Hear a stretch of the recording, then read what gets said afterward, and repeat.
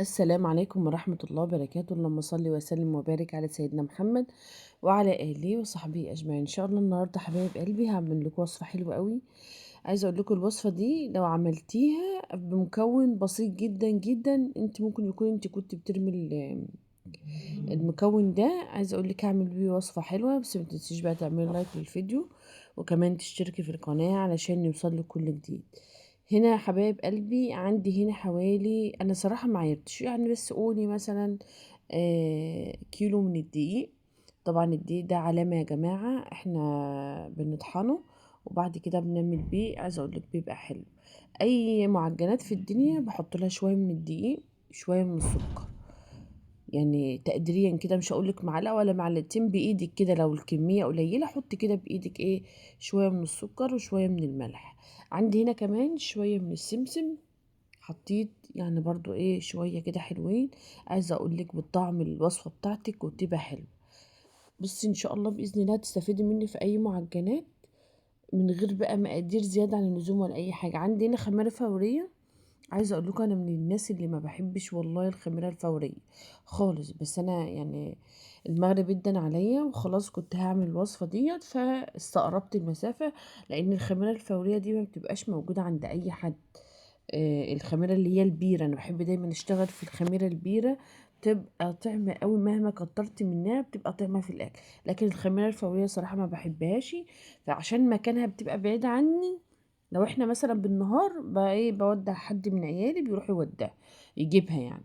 لكن انا بالنسبه لي المره دي يعني اشتغلت بيها يعني، فما علينا مش مشكله. اهو احنا نقضي الغرض.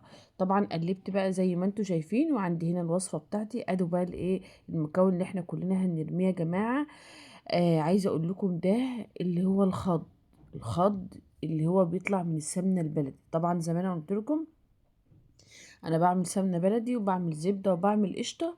فعايزه اقول لكم بقى حرفيا حرفيا فاتوا كتير قوي قوي قوي قوي قوي قوي، حتى لو انت ما بتعمليش في بيتك يعني اللي انت بتبيعي والكلام ده. فاتك كتير قوي اللي انت مش بتعملي المعجنات بتاعتك بالخط.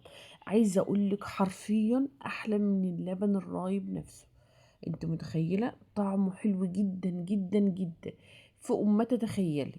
فانتي لو حابه تعجني ممكن تجيبي مثلا 5 كيلو من اللبن او 6 كيلو، وطلع منهم زبده وطلع منهم جبنه وطلع منهم قشطه وطلع منهم الخض، واعجني بيها تدعيلي، بالذات بقى لما تيجي تعمليه في الرقاق.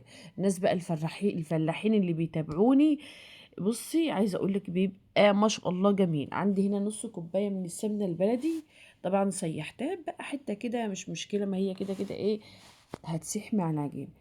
بجد يعني فايتك كتير قوي لو انتي بتخبزي رقاق واعملي بيه، يا نهار ابيض بتبقى تحفه قوي. لكن لو انت هتعملي قرص اللي هي الكبيره شويه، اللي هي القرص اللي انت مثلا في قرص اللي هي مدوره دي، اللي هي المطاوله اللي عامله زي الكمام، لا اعملي بيها اللبن الرايب بس، متعمليش بقى الخط. بص بجد بيوديكي في حتة تانية خالص. طبعا العجينة بتاعتك، انا وانا بعجنها كده عايزه اقولك يعني بص طريه خالص، ما تنفعش العجينه كده.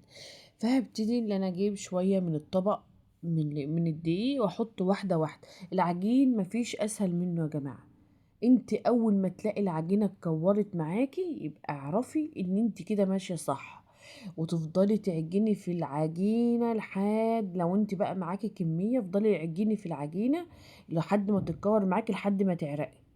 هو ده بقى اللي هو الكلام بتاع الفلاحين، يقولك ايه لو انت عندك بقى كمية بتعملي رقاق فتفضلي تعجني فيها لحد ما تلاقي العجينة اتكورت، في نفس الوقت تكوني انت عرقتي، يعني يبقى انت كده بسم الله ما شاء الله اديتي للعجين الصح بتاعه، او اديتي ايه الايدام بتاعه صح. فانت اهم حاجة في العجينة، بص عايزة اقولك اللهم بارك اللهم بارك، العجينة ملبن معايا حلوة قوي يا جماعة. على فكرة انت ممكن تعملي بالعجينة دي كل حاجة. خد عندك بقى بيتزا اعملي بها بيتزا، عايزة تعملك اللي هي القرص التانية الصغننة دي، اي وصفة اعمليها معاكي هتبقى بسم الله ما شاء الله. اسيب العجينة بقى لحد ما تخمر. عايزة اقول لكم يا دوبك بقى صليت وغسلت بقيت شوية المواعين من حواليا كده. عايزة اقول لك بص جميلة جميلة ما شاء الله جميل. شوية الخض طبعا انت يعني من الهوا يبقى انت عملت شوية عجين لعيالك معجنات من الهوا، وسهلة جدا وبسيطة وحلوة. حطيت هنا كوباية من المية، وحطيت عليها ايه معلقة كده من السكر، وهبتدي بقى اللي انا ادوب الكمية بتاعتي. عايزه اقولك لما بجد لما تعملي حاجه ببيتك حلو، يعني الوصفه دي لو انت مش حابه تعمليها بالخض مفيش اي مشكله، بس الرقاق يا جماعه، الرقاق يا جماعه، يا جماعه الخير بالله عليكي اعملي بقى الرقاق بتاعك كده. لو عارفه الشويه اللي انت شفتهم دول على الكميه بتاعتك اللي انت عايزاها، مثلا 5 كيلو 6 كيلو 7 كيلو من الرقاق، المهم الرقاق بتاعك يشمي بس ايه ريحه الخض كده، يا لهوي بينقلك فعلا حرفيا في حته تانية. هبتدي بقى اللي انا اعمل ايه، هجيب اقطع حته العجينه بتاعتي زي البيضه بالظبط، او يعني بصي ان زودت يبقى حاجه بسيطه. ما شاء الله ما شاء الله العجينه معايا زي المنبن. بحب دايما العجينه كده ان هي تكون ايه طريه، ما تكونش قاسيه معاك. والنص كوبايه من السمنه مفيش مشكله، عايزه تحطي نص كوبايه من الزيت عادي، المتوفر معاك اعمليه. عايزه اقولك بقى العيال كانوا حابين يتعشوا، وطبعا احنا كلنا بنزهد بقى من الاكل، وساعات انت بتبقي زهقانه وعايزه تعملي اكله بسيطه وسهله وما فيهاش تعقيدات كتير. تحطي كده في قلب الميه، تحطي في قلب الايه، اللهم صل على النبي، في قلب السبسي وتحطيه بس. بصي سهله جدا فيهاش اي حاجه. طبعا عملت الكميه بتاعتي ورجعت حطيتها كده في قلب السمسم وحطيتها تاني.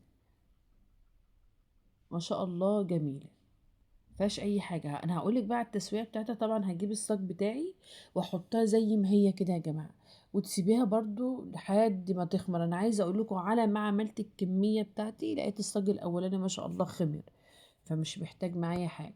طب لما تيجي تسويه، هتسويه على اي معجنات في الدنيا لازم تدخليها الفرن بتاعك على درجه حراره يعني على فرن سخن. دي اول حاجه عشان المعجنات تبقى معاكي هشه وتبقى حلوه. في ناس بتحط في المعجنات بيكنج باودر، انا ما اعرفش لله في لله ما بحبش المعجنات بتاعتي فيها بيكنج باودر.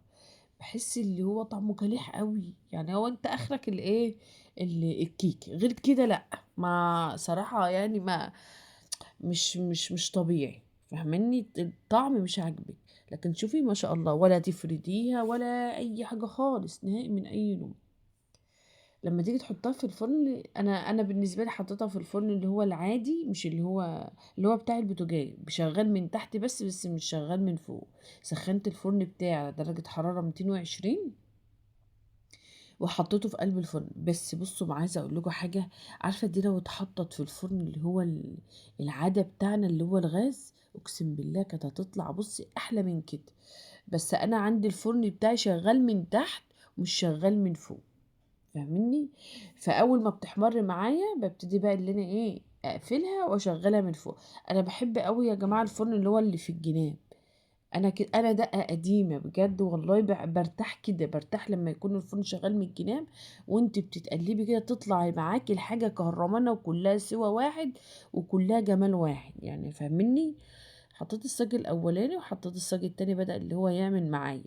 لكن الفرن ده هو ده اخره الكيكه بس فقط لا غير. لكن اديني بقى الفرن الغاز بتاعي، انا بحب اشتغل عليه.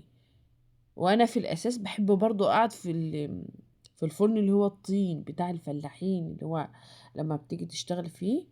اهو بص عايزه اقول لك بقى، يا خراش يا جماعه بقى اسميها حته قرصايه زي العسل، جميله جدا وسهله وبسيطه. انا عايزه اقول لكم لما خلصت الفيديو عيال راح جابوا لانشون وجابوا جبنه وفتحوا، عايزه اقول لك كان حلو قوي. يا رب الفيديو يكون عجبكم، والسلام عليكم ورحمة